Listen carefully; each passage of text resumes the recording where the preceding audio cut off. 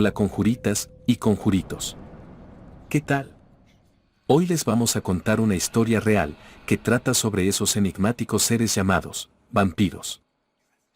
La mayoría de las personas relacionan al vampiro con un ser envuelto en un elegante traje, alto, delgado, con labios rojos, de colmillos prominentes y suaves movimientos. Sin embargo, estos seres distan mucho de la realidad. Tal y como deja constancia la siguiente historia, 100% real. El vampiro de la hacienda. Esta historia es muy antigua. Sucedió el siglo pasado. En un lugar recóndito de Panamá. Una familia adinerada de apellido, González, llegó a la región panameña, muy cerca del mar Caribe. Debido al excelente clima del lugar, lo primero que hicieron fue comprar una gran extensión de tierra. El rico hacendado quería construir la mejor hacienda de café que hubiera en el país. Para ello, contrató a un arquitecto estadounidense de apellido Smith, quien a su vez se hizo de un numeroso grupo de esclavos para trabajar en la construcción de la hacienda. Se alzó entonces la hacienda que fue bautizada como Las Nubes. Era una respetable construcción, pero algo no andaba bien. Antes de salir el sol, y a partir de las 4 de la tarde, la hacienda se cubría de una neblina fría y espesa. Todo el lugar parecía oscurecerse. El aire se tornaba húmedo y doloroso a los pulmones de cualquier persona. Al principio pensaron que quizás solo era por el cambio de estación. Pero después, se sumó la desaparición constante de esclavos. El arquitecto Smith reportó estos hechos al propietario, don Enrique González. Don Enrique enfurecía, pensando que Smith dejaba escapar a sus trabajadores y le descontaba el precio de cada esclavo de su sueldo al arquitecto. Siempre había algo que construir. Algo que reparar debido a la humedad. Y el ambiente de aquel lugar se volvió casi irreal. Poco a poco, todos los habitantes de aquel lugar parecían vivir en otro mundo. El tiempo allí era diferente. Parecían estar atrapados. Todo era frío. Gris. Sombrío. Luego siguió aquel hedor que llegaba inmediatamente después de la neblina de la tarde. Poco a poco, la hacienda que se había pensado próspera no lograba llegar a cosechar absolutamente nada. Ni un solo grano de café. Pues las cosechas depudrían. No tuvieron mucha suerte en el primer intento, pero no dejaron de intentarlo una y otra vez, con idéntico resultado. Y así llegó el invierno. Probablemente solo se trataba la estación invernal, o la inexperiencia, lo que provocaba que no se lograran las cosechas, pensaron. Pero al llegar la primavera, los González estaban ya desesperados por salir del lugar. Ese lugar estaba maldito. Decían. Casi sin darse cuenta, de las miles de personas que se contrataron en la hacienda, ya no quedaban más de 20. Los 3 hijos de la familia, don Enrique González, doña Socorro de González, doña Piedad, hermana de doña Socorro. 3 criadas. El arquitecto Smith, un par de capataces, y unos cuantos esclavos. Don Enrique González estaba furioso con Smith, pues lo culpaba de que todos los esclavos hubieran escapado. Smith, harto de esa situación, decidió contarle todo lo que pasaba en realidad. Don Enrique, con todo respeto, yo aquí mismo le presento mi renuncia. O si quiere tomar mi vida, da igual. Pero antes tiene que saber todo lo que está pasando, para que deje de culparme. Después, haga lo que quiera. Desde que llegamos a este lugar, los nativos de la región nos miraron con desprecio, porque vinimos a robarles sus tierras. Vinimos a destruir lo que era de ellos. Los esclavos que trajimos, también nos odiaron, por tratarlos peor que animales. Yo intenté hablar con ellos, pero no entienden mi lengua. Así que traté de ser lo más piadoso que pude. Ellos organizaban unas extrañas reuniones. Unos extraños ritos en lenguas desconocidas, que yo muchas veces disolví, pensando que estaban orquestando algún levantamiento. En una ocasión, cuando nos encontrábamos acarreando agua del río, hubo un gran alboroto. Muchos esclavos corrieron, lloraron, se desmayaron, tuvieron ataques, y más. Pues al otro lado del río, estaba una mujer anciana, parecía nativa, junto a un enorme hombre de color gris. El hombre, si así se le puede llamar, medía más de 2 metros. Nos miraba con unos ojos casi blancos, con la boca abierta, llena de unos dientes muy grandes y puntiagudos.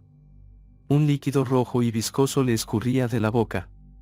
Y ese hedor insoportable, nauseabundo, invadió el lugar, ahogándonos. Los esclavos suplicaban. No sé a qué. No sé qué suplicaban, pero lo hacían. Me distraje solo un momento, ordenando a los capataces que me ayudaran a controlarlos, y cuando volví la vista al otro lado del río, aquellas personas ya no estaban. Fue como si hubieran desaparecido. Pero la peste siguió adueñándose del lugar. Luego el frío, y esa maldita neblina. Nos retiramos, y decidí parar los trabajos ese día. Fue casi cuando recién llegamos aquí. Al llegar la medianoche, nos atacaron por primera vez. Algo interrumpió nuestro descanso. Era un chirrido agudo que llenaba todo el lugar. Rasgaba las paredes de piedra de la bodega en la que estábamos. Incluso, dañaba nuestra audición. Alguien parecía caminar alrededor de la bodega, arañando las paredes de piedra. Cuando miramos hacia la puerta, no pudimos gritar, movernos, o pensar. Allí, en la puerta, había un hombre con el rostro como de cera, ojos enrojecidos, y la boca abierta. Era un ser a medio camino entre lo humano y lo animal. Y parecía tener hambre. Mucha hambre. Pero estaba dentro de nuestra fortaleza. ¿Cómo diablos entró? Y seguido de eso, se oyó el aterrador grito de un esclavo. Miramos hacia allá, y aquella bestia parecía haberse transportado en un parpadeo hacia aquel esclavo. Lo tomó del cuello, lo arrastró hacia la puerta, rompiéndola, y desapareció. Afuera, el grito del esclavo era desgarrador. Vimos como aquel espantoso ser le estaba mordiendo el cuello. Estaba alimentándose de su sangre. Dio un salto hacia arriba, y todo quedó en silencio. Todo fue como un sueño. Todos lo vimos y escuchamos muy lejano. Y no supe más de mí. Desperté al siguiente día. Todo parecía estar normal, hasta que vi la puerta destrozada, y supe que no había sido un sueño. Las siguientes noches todo se repitió. Reforzamos todas las posibles entradas. Las sellamos. Puse capataces armados, pero no pude evitar que se llevara a una persona en cada ocasión. Debido a esto, es verdad que cientos de esclavos intentaron huir. Desgraciadamente, todos ellos fueron encontrados en las inmediaciones del río. Sin una gota de sangre dentro de ellos. Y destrozados de formas inenarrables.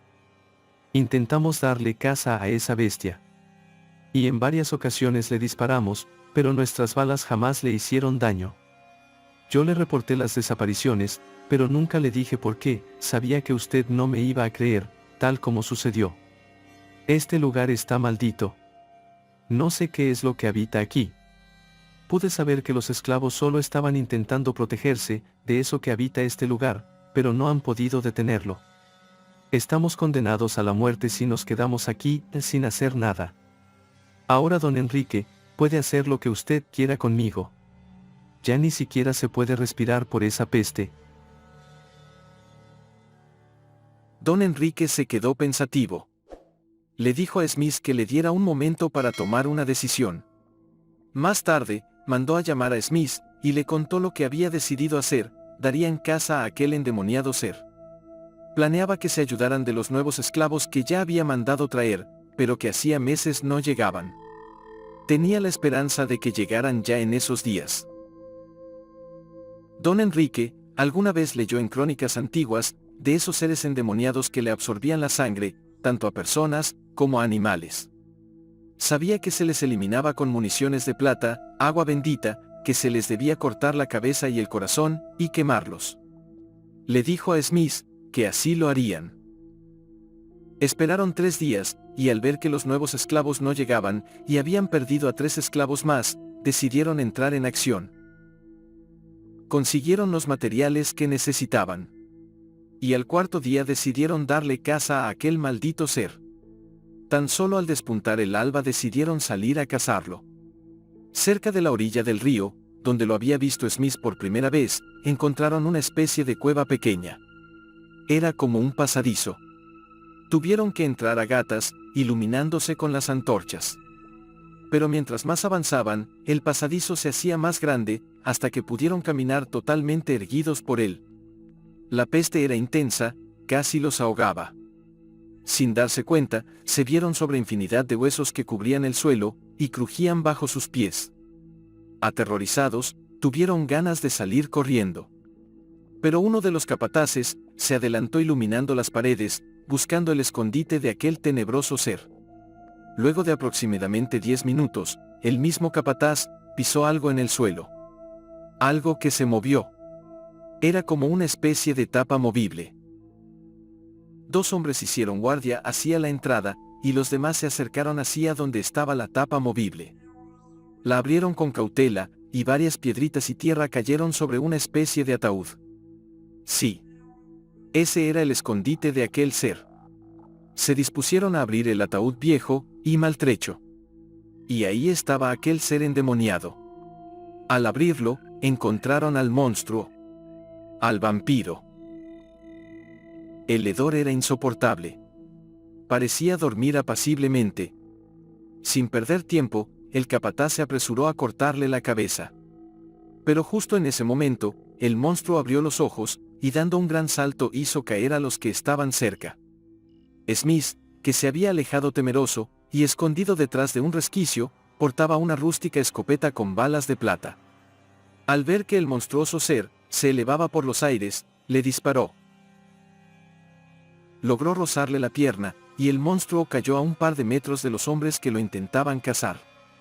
Quiso volver a saltar, pero la bala se le había incrustado en la pierna, y al parecer le estaba haciendo daño. Smith aprovechó nuevamente para dispararle, con tan buen tino que le dio en el pecho, y el ser cayó al suelo, respirando agitadamente. Y lanzaba unos rugidos llenos de furia. Smith salió de su escondite, dispuesto a dispararle a la cabeza, y así lo hizo. Lo llenó de balas.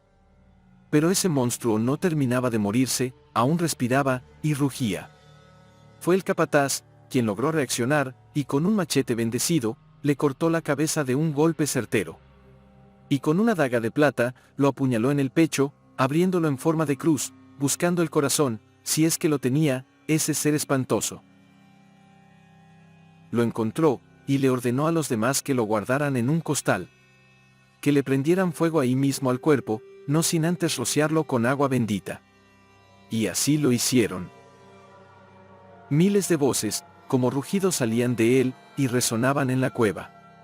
Todos salieron del lugar. Y ya afuera, rociaron el costal con más agua bendita. Y le prendieron fuego. Todo ardió intensamente. Cuando estaban en eso, vieron a alguien moverse del otro lado del río. Era una anciana, que al verse descubierta, huyó rápidamente. No le prestaron atención de momento. Esperaron a que terminara de consumirse la cabeza y el corazón del vampiro. Procedieron entonces a buscar un cruce de caminos, y ahí depositaron las cenizas. El ser no volvió a aparecerse físicamente. Si se sentía en cambio, una presencia maligna por todo el lugar. Smith creía que la anciana tenía mucho que ver en ello. Desgraciadamente no pudieron localizarla, por más que la buscaron. Smith creía que en ese lugar había algo más. No pudo decir que, solo lo sentía. Los nuevos esclavos jamás llegaron a la hacienda. Lo más inteligente que hicieron, fue irse todos de aquel lugar. La hacienda quedó abandonada. El señor González quedó en bancarrota. Smith se quedó a vivir en otra población, más céntrica. Esperando algo, no sabía qué. Casi un siglo después, los nuevos habitantes de aquel lugar, encontraron debajo de la hacienda restos humanos, y restos demasiado grandes para ser de humanos. Tumbas de piedra muy antiguas. Figuras extrañas de piedra, de seres desconocidos. Parecía una mezcla de animales con humanos. Yo fui uno de esos descubridores. Y sé ahora, que eran vampiros los que habitaban en ese lugar, y fueron ellos los que se encargaron de eliminar a todos los esclavos. A pesar de que la historia dice que son seres ficticios. Esta historia jamás salió a la luz, a pesar de que muchos periodistas acudieron al lugar a fotografiar todo lo que se encontró, probablemente fueron silenciados. Y la evidencia destruida. Todos sabemos por quiénes. Yo sé todo eso de primera mano. Pues mi abuelo me contaba esta historia de pequeño, diciendo que yo me encargara de encontrarlos y contar aquella verdad. Sí. Yo soy Benjamin Smith, nieto directo de William Smith.